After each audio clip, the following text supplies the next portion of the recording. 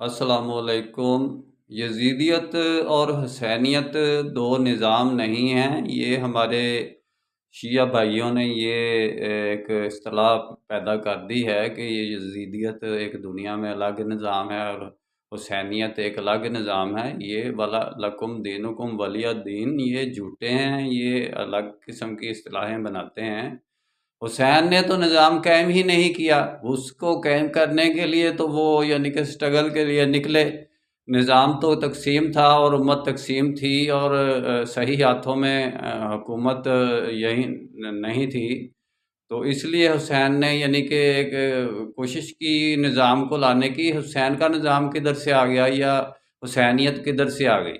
حسینیت کوئی پریکٹیکل کا نام تو نہیں ہے، حسینیت کوئی نظام کا نام تو نہیں، یہ انہوں نے خود ہی اپنے پاس سے باتیں بنائی ہوئی ہیں۔ حسین نے کیا کیا ہے اصل میں وہ بات کریں تو وہ تو الگ بات ہے۔ میرا کام اسلامک ورلڈ کی امن اور یونائٹی کا ہے، انشاءاللہ ڈیٹیل میں بات پھر ہوگی۔ بھائی یہ اسلام نظام ہے، حسینیت نظام نہیں ہے۔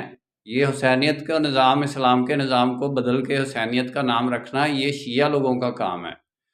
نسبت وحدت خدمت خیر کے ساتھ، اللہ حافظ۔